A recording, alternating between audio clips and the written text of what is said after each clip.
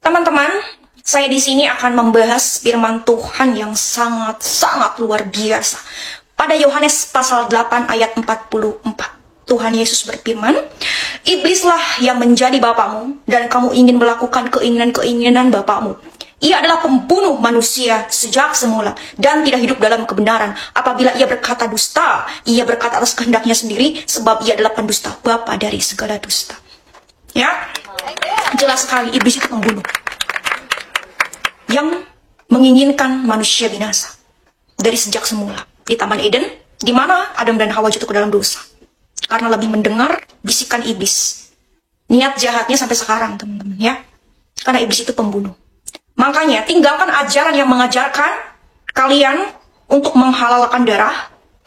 Saya yakin itu tidak berasal dari Allah, karena Allah kita itu kasih, bukan pembunuh. Karena hanya iblislah pembunuh. Tinggalkan ya ajaran yang mengajarkan menghalalkan darah orang lain. Tinggalkan, teman-teman, sebelum terlambat.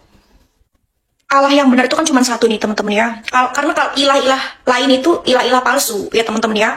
Jadi begini, teman-teman, Allah itu kan kasih. Tentu ia akan mengajarkan kasih. Contohnya, kasihilah musuhmu, berbuat baiklah bagi mereka yang menganiaya kamu. Ya, teman-teman, ya.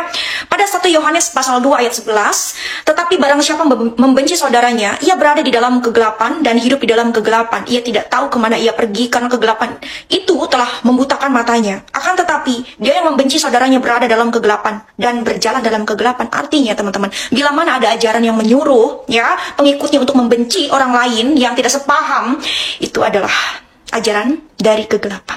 Makanya Yesus berkata, "Akulah terang dunia. Barang siapa mengikut aku, ia tidak akan berjalan dalam kegelapan, melainkan akan memiliki terang hidup."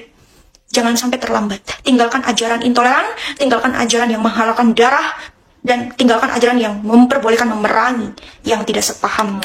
Ya, teman-teman. Salam murtadin. Haleluya, amin. Apakah kamu bersedia mengikuti, meneladani Yesus Kristus dan menjadi saksinya seumur hidupmu?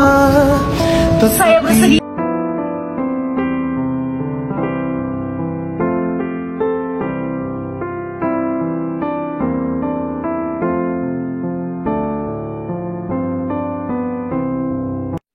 Mbaknya Islam masuk ke Kristen, kenapa bisa?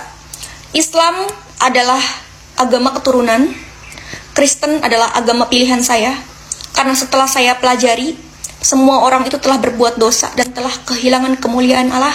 Dan ada firman yang luar biasa mengatakan, "Carilah dahulu kerajaan Allah dan kebenarannya, maka semuanya akan ditambahkan." Dan saya juga orangnya mau belajar, ya, tidak monoton itu aja. Karena saya berpikir saya harus pakai waktu saya untuk mencari kebenaran. Tanpa saya mencari, saya tidak akan mengerti atau paham. Karena lingkungan saya juga tidak mendukung untuk saya mengenal Yesus. Tetapi ada firman Tuhan berkata, "Bukan kamu yang memilih aku, tetapi akulah yang memilih kamu."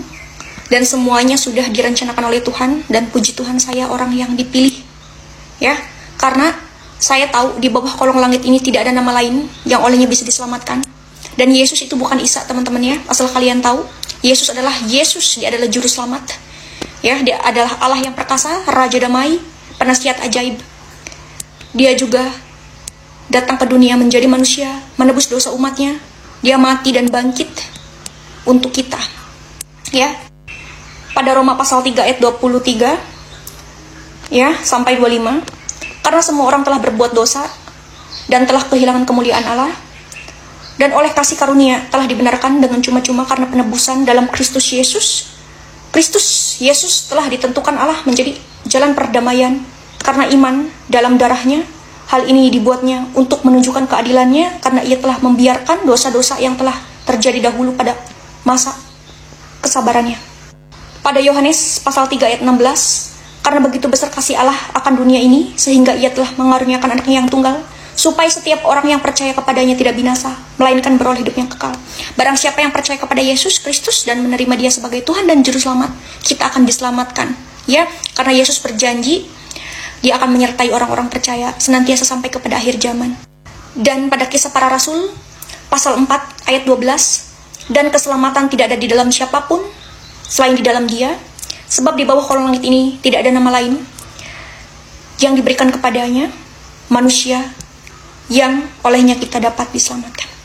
Jadi hanya di dalam Yesus kita diselamatkan karena Dia telah menebus dosa kita.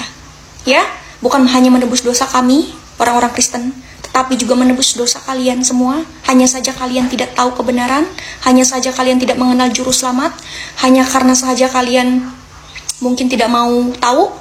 Bukan dari gelap ke terang, tapi dari terang ke gelap. Terpujilah nama Tuhan Yesus Kristus, Allah yang perkasa, Raja damai, penasihat ajaib. Dialah yang awal dan yang akhir. Dialah yang layak disembah, karena Dialah Raja di atas segala raja dan Tuhan di atas segala tuan. Dialah Hakim yang adil. Ya, kenapa saya sering berkata, saya sudah menemukan jalan dan kebenaran?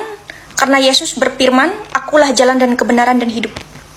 Ya, dan kenapa saya sering berkata, aku sekarang sudah berada di dalam terang hidup, terang dunia. Karena saya membaca firman Tuhan pada Yohanes pasal 8 ayat 12, Yesus berkata, akulah terang dunia, barang siapa mengikut aku, ia tidak akan berjalan dalam kegelapan, melainkan ia akan mempunyai terang hidup. Ya, jadi ada dalilnya teman-teman. Kenapa saya berkata, puji Tuhan saya sekarang sudah menemukan terang hidup, saya sekarang sudah menemukan jalan kebenaran, karena Yesus berkata, akulah terang dunia. Yesus berkata, akulah jalan dan kebenaran dan hidup. Terima kasih. Haleluya, terpujilah nama Tuhan Yesus Kristus, Juru Selamat manusia. Amin. Assalamualaikum warahmatullahi wabarakatuh. Waalaikumsalam warahmatullahi wabarakatuh. Shalom, damai sejahtera bagi kita semua. Mbak, saya mau tahu apa alasan Mbak bisa pindah keyakinan? Mungkin sebelumnya saya sudah pernah ya bagikan video kesaksian saya, alasan saya kenapa pindah keyakinan. Karena saya tidak sengaja membaca firman Tuhan pada Matius pasal 28 ayat 18-20. Yesus berkata, berkuasa di langit dan di bumi. Yesus juga berkata, jadikanlah mereka semua bangsa muridku dan baptis mereka dalam nama Bapa, Anak, dan Roh Kudus. Yesus juga berjanji akan menyertai orang-orang percaya senantiasa sampai kepada akhir zaman. Dan di situ saya mulai penasaran, siapa Yesus Kristus? Kenapa Dia berkata Dia berkuasa di langit dan di bumi? Dan di situ saya mulai penasaran. Saya download aplikasi Alkitab di HP saya melalui Play Store. Setelah saya membaca Alkitab tersebut di Kejadian, saya mulai sakit mata saya karena mungkin seharian saya membaca Alkitab menggunakan HP. Dan di situ saya berinisiatif membeli Alkitab di gereja. Dan saya baca dan saya kaget teman-teman. Ya, saya sangat kaget, ternyata ajarannya berbeda dengan yang pernah saya ajarkan dulu di Islam. Jadi kesimpulannya, ya, Islam dengan Kristen itu sangat berbeda, teman-teman ya. Dan saya juga kaget, ternyata Yesus itu bukan Isa. Ternyata Yesus itu adalah Mesias, juru selamat manusia.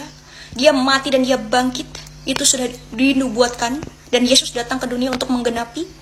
Ya, Yesus datang ke dunia untuk menebus dosa umatnya, dan Dia bangkit, sekarang pergi ke tahtanya di sorga, dan Dia berjanji akan menyertai orang-orang percaya, dan Yesus akan datang kedua kali untuk menjadi hakim yang adil, bukan membunuh babi. Teman-teman ya, pada Matius pasal 20 ayat 28, Yesus berfirman, sama seperti anak manusia datang bukan untuk dilayani, melainkan untuk melayani, dan untuk memberikan nyawanya bagi tebusan banyak orang. Ya, jadi Yesus mati di atas kayu salib untuk menebus dosa waris, dosa kita. Ya, karena hanya Tuhan yang bisa menebus dosa kita. Pada Matius pasal 18 ayat 11, karena anak manusia datang untuk menyelamatkan yang hilang. Puji Tuhan, haleluya. Dan Yesus juga berkata pada Yohanes pasal 3 ayat 5, aku berkata kepadamu, sesungguhnya jika seorang tidak dilahirkan dari air dan roh, ia tidak dapat masuk ke dalam kerajaan Allah. Kita harus dibaptis, itu penting sekali. Baptis adalah materai di mana kita sudah ditebus oleh darahnya yang kudus. Dan Yesus adalah Tuhan dan Juru Selamat, Dia adalah penjelamat. Hai Kak, semangat terus ya mengabarkan. Karena kita adalah anak-anak Tuhan, kita diamanatkan agung oleh Tuhan kita, Yesus Kristus, untuk mengabarkan kabar keselamatan ini, kabar pertaubatan dan pengampunan dosa, dan memberitakan Injil Kerajaan Sorga kepada mereka yang belum tahu. Ini adalah tugas kita. Tuhan berfirman, jikalau kamu mengasihi aku, tentu kamu mengikuti setiap perintahku. Ini adalah perintah Tuhan dan kita harus lakukan. Ya, diterima atau tidak diterima itu urusan nanti. Yang terpenting di sini kita sudah mengikuti perintah Tuhan Yesus untuk mengabarkan kabar keselamatan ini. Bahkan dalam perjanjian lama ya, pada Yesaya pasal 49 ayat 6, terlalu sedikit bagimu hai untuk menjadi hambaku. untuk menegakkan suku-suku Yakub dan untuk mengembalikan orang-orang Israel yang masih terpelihara. Tetapi aku akan membuat engkau menjadi terang bagi bangsa-bangsa supaya keselamatan yang daripadaku sampai ke ujung bumi. Dan Yesus berfirman pada Markus pasal 16 ayat 15 sampai 16, pergilah ke seluruh dunia, beritakanlah Injil kepada segala makhluk. Siapa yang percaya dan dibaptis akan diselamatkan, tetapi siapa yang tidak percaya akan dihukum. Kita harus mengabarkan kabar keselamatan ini, ya. Diterima atau tidak diterima itu urusan Roh Kudus, itu urusan Tuhan, ya. Yang terpenting di sini kita sudah menjadi alat Tuhan. Pada Lukas pasal 24 ayat 47, Yesus berfirman, dan lagi dalam namanya berita tentang pertobatan dan pengampunan dosa harus disampaikan kepada segala bangsa mulai dari Yerusalem. Ya, ini adalah tugas kita, Laskar Kristus, untuk mengabarkan kabar Injil kerajaan sorga.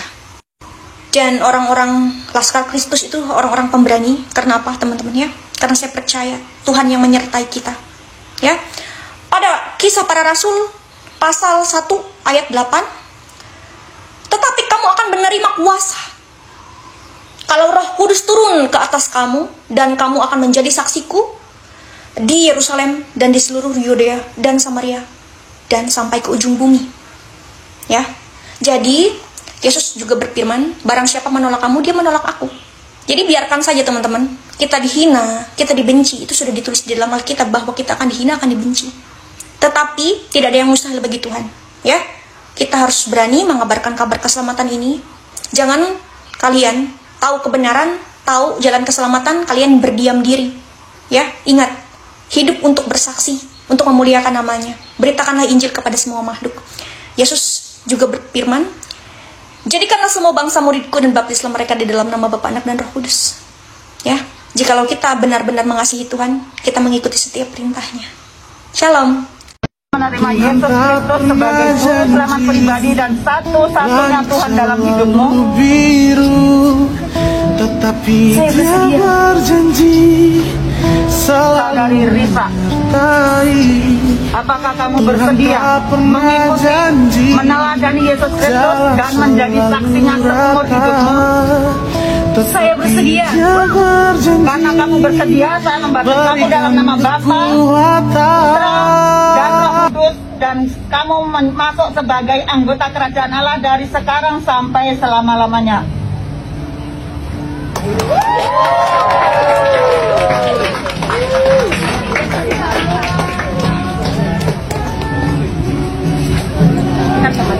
Selamat ya.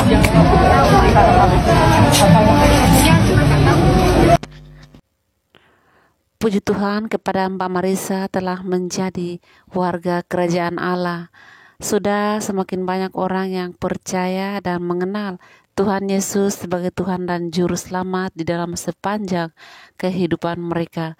Mengapa Tuhan Yesus penting bagi kita? Ya, karena memang ajaran Tuhan Yesus adalah ajaran kasih, ajaran perdamaian, dan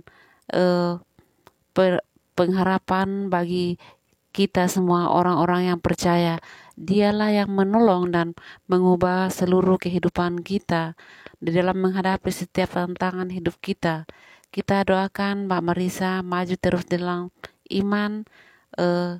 Mbak Marisa tidak seorang diri, tetapi telah mengenal Tuhan Yesus yang mengajarkan ajaran kasih kepada kita semua, dan itulah yang patut kita teladani sebagai orang percaya. Dan shalom untuk kita semua.